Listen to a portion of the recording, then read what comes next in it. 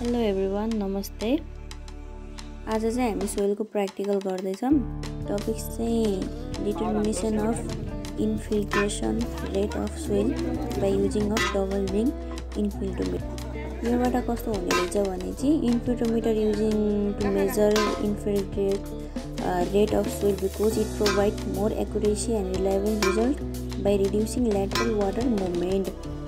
यसमा चाहिने मेटेरियल भनेको डबल रिङ इन्फिल्ट्रोमिटर एउटा चाहिँ, अनि मेजरिङ स्केल, स्टप वाच, अनि वाटर सोर्स, ह्यामर, प्लास्टिक सेल, यति चिज चाहिँ चाहिन्छ। यो हाम्रो चाहिँ डबल रिङ इन्फिल्ट्रोमिटरको लागि।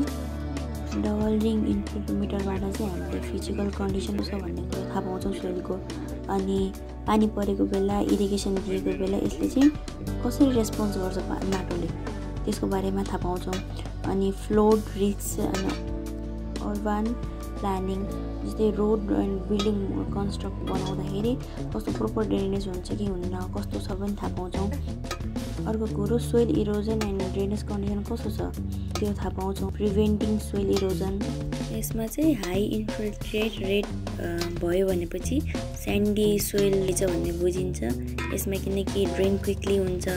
अर्को मोडरेट इन्फिल्ट्रेट रेट भयो भनेपछि चाहिँ लोमी सोइल रहेछ भन्ने कुरो बुझिन्छ। यसमा चाहिँ गुड फर एग्रिकल्चर हुन्छ। अनि लो इन्फिल्ट्रेट रेट भयो भनेपछि चाहिँ गिले सोइल रहेछ भन्ने बुझिन्छ, किनभने चाहिँ यसमा चाहिँ वाटर होल्डिङ क्यापासिटी बढी हुन्छ। बाँकी कुरा हामीलाई म्यामले गाइड गर्दै हुनुहुन्छ। सुरुमा अब हामीले गर्ने भनेको के हो भने चाहिँ बफर जोन मेन्टेन गर्नलाई यहाँसम्म ठ्याक्कै हो भने 5, 10, 15 छ नि, अलिकति बस जानुपर्छ कि यो ठिक छ नि। अनि माटो यहाँसम्म गएपछि लेभलमै छ त, यहाँले गहिरो भएर सुन्नु है, 5, 10, 15 सेन्टिमिटर छ ठ्याक्कै यहाँसम्म हाल्ने पानी हाल्छौँ है। बाहिरको राख्ने भनेको हाम्रो बफर जोन मेन्टेन गर्नलाई है। पानी हाल्ने बित्तिकै ठ्याक्कै यसलाई हामी तानेर यसभित्रै पानी हाल्छौँ। यसभित्र पानी कहाँसम्म हाल्छौँ भनेपछि ठ्याक्कै 15 लेभल छ नि, त्यसमा नि 15 सेन्टिमिटर पानी हाल्छौँ। त्यसपछि पानी हाल्न सायद एकजना ठ्याक्कै स्टप 5 मिनटमा कति लेभल घट्छ भने पानी कति इन्फिल्ट्रेसन भनेको कुन प्रक्रिया पानी सोस्यो भन्ने हो नि त। हो त्यो सोसेको हामीले हेर्ने हो। त्यो भएर ठ्याक्कै एकजना स्टप चाहिँ हेर्ने मान्छेले चाहिँ राम्रोसँग सब मिलाएर धेरै राम्रो छ। ए दामी थियो सुरु भएको यस्तो गर्दै पनि हुन्छ नि त घरि पालन गर्नुभयो स्टप वाच भनेपछि यो ठ्याक्कै पहिला हेरेर हाल्नु, ठ्याक्कै पानी हाल्छन् हाल्नु। त्यसपछि यसको पनि यहाँ 15 सेन्टिमिटर हाल्यो अनि स्टप ठ्याक्कै इन्सर्ट गरे 5 मिनेटमा कति कति घट्यो भने स्केलमा हेर्ने हो। एकजनाले पनि स्केलमा लगाइराख्ने है, दुईटा स्केल छ है। म हाल्दिन्छु यहाँ हेर्नु है, त्यही गर्नु भित्र पर्नु भएन। के गरौँ हाल्दियो सँगै अर्कोले पहिला भित्र बाहिर मात्र हाल्ने नै दिनु बाहिर पानी हाल्ने नपोखेर बादमा गयो 15 मा हाल्दिने हो। भित्र हालेपछि बल्ल टाइम छ त गहिरो भएछ यार। त्यसले हामीलाई पसन्द है। सबै यता पानी बग्यो भयो क्या? बाहिर गयो पानी ले गहिरो उता रहेछ के बिस्तारै बिस्तारै सब गए 15 मा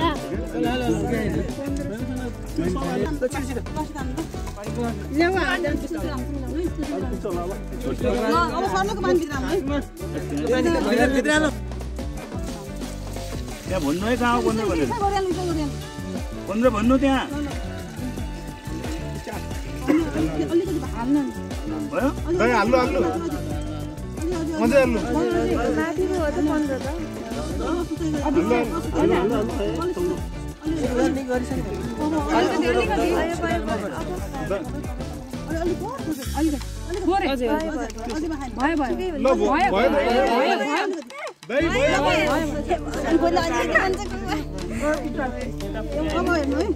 कति भन्ने त होला 5 मिनटमा एकजना ठ्याक्कै टिप्ने कति घट्यो पनि स्केलमा एकजना स्केल हेरिराख्नु है। 4 mm 7 mm मात्रै यो भन्दा माथि हैन ल जा। का टाइम भयो भयो वा हजुर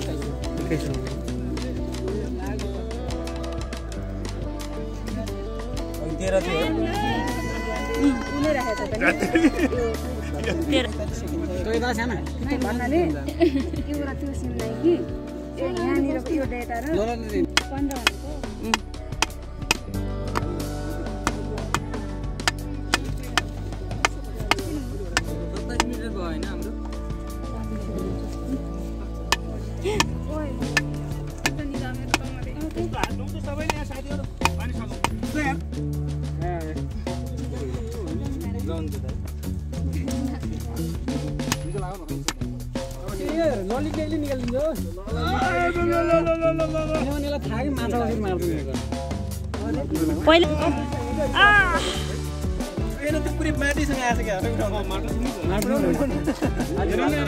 फाल्नु न माथिबाट पानी फाल्नु न पहिला माथि गयो यहाँ फाल्नु न हो माटो आएर बाहिर उल्टो पनि राख्छ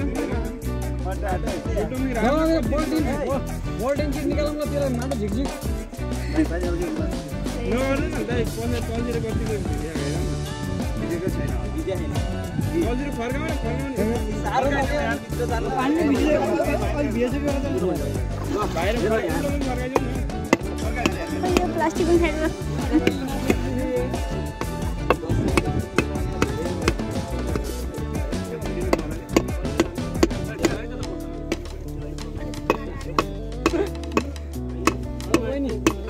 कान्छा साना 1 मिनेट जो लगा के ओ कसैले बोल लगाएको छैन यार त्यसै यार मैले लगाइदिएर मात्र हो यार भन्नु लाग्यो लास्टमा आफू नलगाउने बस्नु गयो होला यार